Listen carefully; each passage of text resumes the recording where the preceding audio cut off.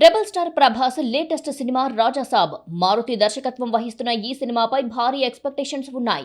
ప్రభాస్ కెరియర్లో తొలిసారి horror romantic comedy movie చేస్తున్నాడు. అందులోనూ ప్రభాస్ రెండు విభిన్నమైన లుక్స్ లో కనిపిస్తున్నాడు. ఇప్పటికే రివీల్ అయిన ఫస్ట్ లుక్ పోస్టర్స్, గ్లిమ్స్ కు సూపర్ రెస్పాన్స్ వచ్చింది. ఆ మధ్య రిలీజ్ చేసిన రాజాసాబ్ టీజర్ కూడా అదిరిపోయే రెస్పాన్స్ తెచ్చుకుంది.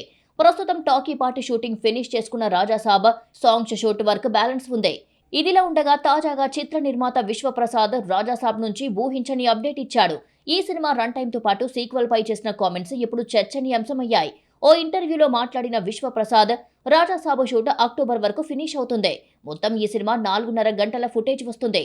దాన్ని ఎడిట్ చేసి అక్కడక్కడ మ్యాచ్ చేసి 3 గంటలు లేదా 2 గంటల 45 నిమిషాలు అనేది డైరెక్టర్ కాల్.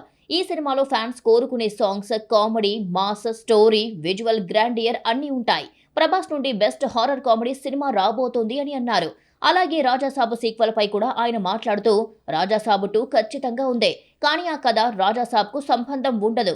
ఈ స్టోరీ కంటిన్యూ అవ్వదు. మల్టీవర్స్ టైప్ లో రాజాసాబ్ ఫ్రాంచైజ్ భారీ స్కేల్ గ్రాండియర్ గా ఉంటుంది అని చెప్పారు.